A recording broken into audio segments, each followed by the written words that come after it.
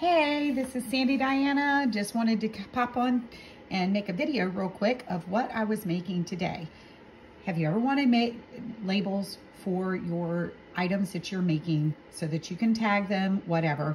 Well, you can either buy them or you can make them. So I'm going to show you how I made them today. I have this sticky paper stabilizer that is on a window of a frame, this big frame right here.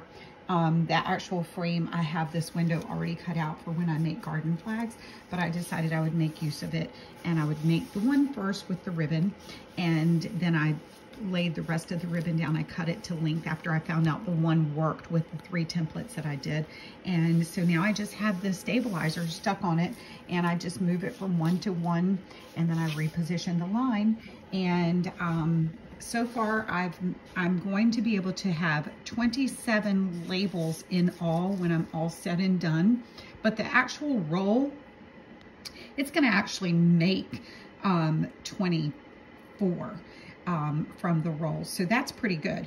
Anyway, I'm going to get ready to, whoops. It's going to move to the needle position of number 13 because that's what thread I'm using. I'm using pink because I'm all about that pink. And then I just push the button and it starts stitching it out.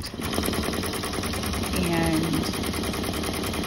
once I'm done with that, you know, it's taken me some time. However, I've not been just sitting here all day long just watching this machine babysitting it. The machine would have just been sitting here because I was busy making face masks. And because I have a few orders, I always have orders for face masks. But I was making a few other things, like I've made a garden flag, so that's why this is up here, because once I put this in position, I try to do as much things as I possibly can when I put this table up here, because you can't have it up here for everything. But this is the one thing that I do keep it up here for, because this frame right here is really heavy, and it's made so it sits on this table. It's got felt on the back of it, so it slides nice and easily on the table, scooting back and forth. But it is, you know, cumbersome that you have to take it on, take it off, put everything back on for you to be able to use the rest of your frames to do your fast frames and your other hoops. So I try to use it for as many things as I possibly can use it once I put it up there, to make use of that time that I had to put it up. So anyway, I decided to try out making ribbons, these labels on this ribbon with it. So, and so far it is working out great. I'm excited because I've always wanted my own labels. Some of them I haven't gotten positioned exactly right, and I really don't even know if it's tearaway stabilizer, so I've already lifted it up and tried it out with this one, so I would see what it would look like on the back side of it. So if you pull it up, that's what it's going to look like on the back side of it.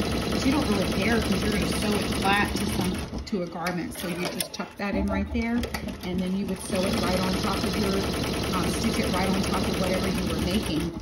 So they'll be cut about like that. So now it's coming back down to the last row. This is probably my hardest part, is trying to get the position to where it doesn't go off the bottom end of the ribbon and it stays on that ribbon. And I guess I got it centered pretty good because it's still on there.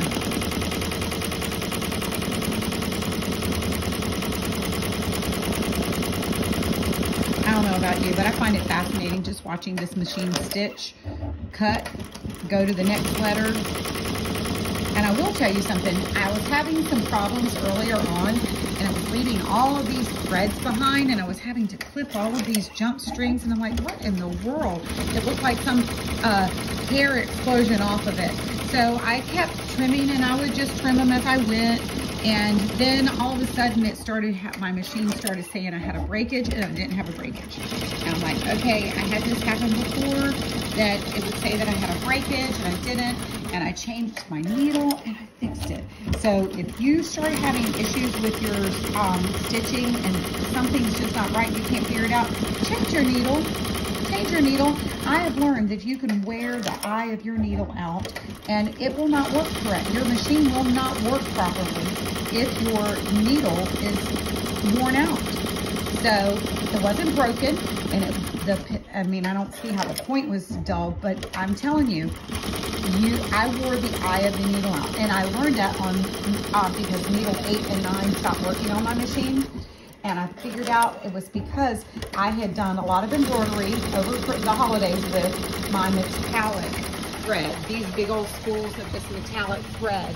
And no joke, that thread just like wore that needle eye out and it stopped working correctly.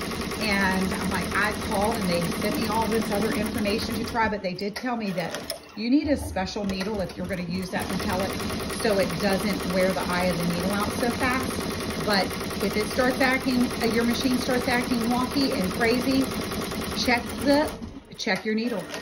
It's a simple fix. And ever since I took out that needle, and it works like a charm. So I'm gonna go back here just so that you can see the step. So I'm gonna put it back to needle position 1. And of course, needle position 1 is where this one was. So I wanna scoot it down to where it's going to be over my next area. And I've done this already enough times. I'm already in line with the ribbon, and I want to try to get it in the middle of the last one.